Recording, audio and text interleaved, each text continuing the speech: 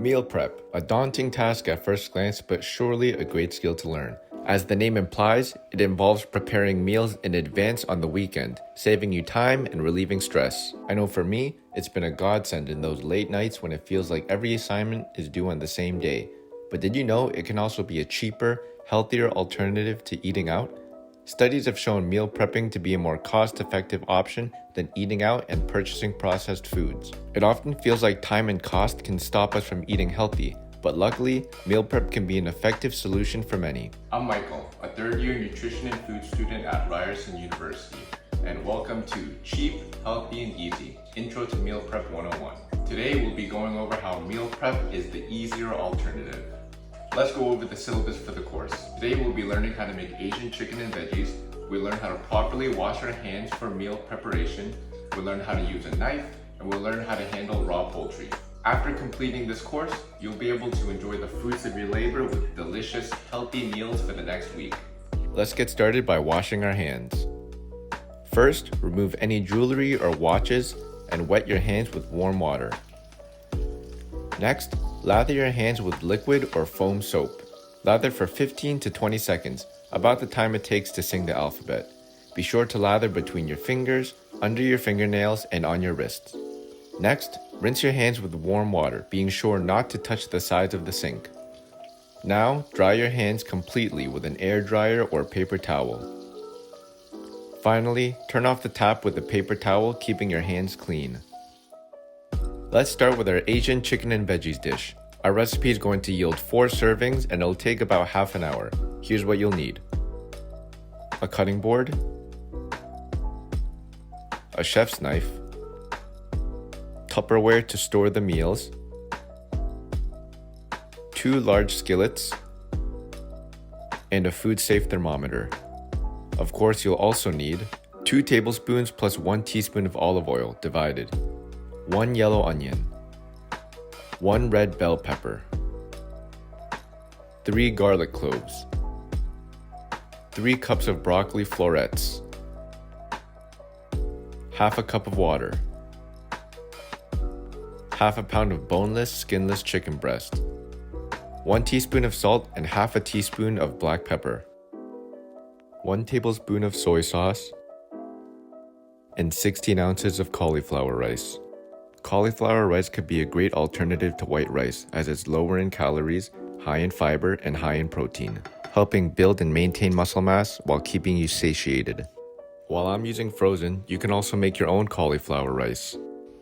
Just like we will with all of our vegetables today, be sure to wash your cauliflower, break it up into small pieces, and place it in a food processor. From there, just blitz it until it reaches the consistency of rice. The great thing about meal prepping with chicken is that it's a great source of protein, helping build and maintain muscle mass. Eating a high-protein breakfast can also keep you fuller longer. So those mornings when you just gotta rush out of the door, you'll be grateful to have a high-protein breakfast already made. There are also many different types of chicken you could get. From your basic frozen breast to your organic free-range chicken, there's something at every price point for everyone's budget. Now, let's prepare our ingredients, starting with our diced onions. When using a knife, it's common practice to curl your fingers in to prevent from cutting your fingers, allowing the blade to brush past your knuckles. Remember, you're not a professional chef chopping a 50-pound bag of onions. Take your time. Walk, don't run. Next up is the bell pepper. We're just going to fillet the meat off the sides of the pepper, making sure we get rid of any seeds.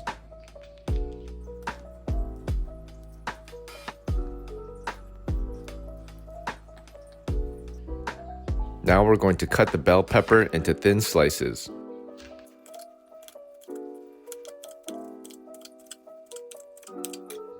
Now we're going to mince the garlic. To mince garlic with a knife, simply smash the garlic with the side of your knife.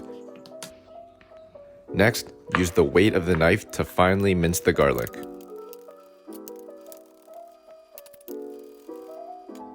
Next, we're going to cut our broccoli into little florets, which should look like little flowers or trees. Be sure to remove any fibrous stalks as needed, and cut the broccoli into little pieces.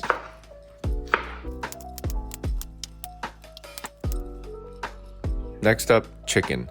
Make sure you wash your hands before and after handling raw poultry and use a separate cutting board, or just wash the cutting board beforehand. Using a back and forth sawing motion, cut the chicken into 2-inch cubes.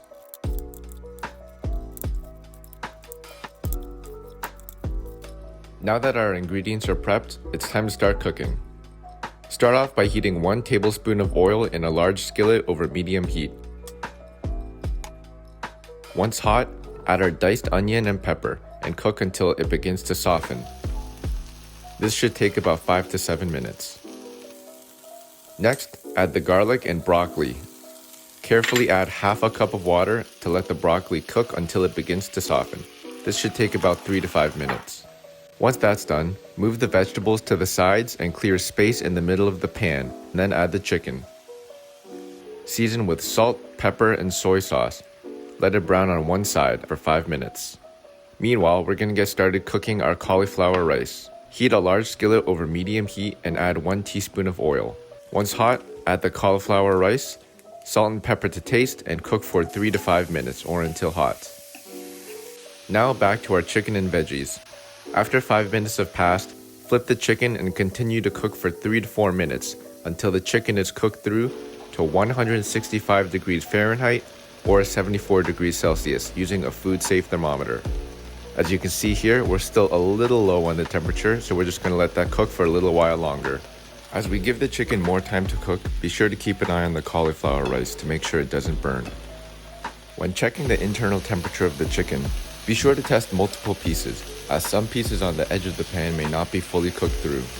Once everything is cooked through, divide the chicken and cauliflower rice between 4 meal prep containers. Be sure to let the whole dish cool completely before covering and refrigerating it. This is to prevent condensation from building up in the container, to make sure your food doesn't get soggy.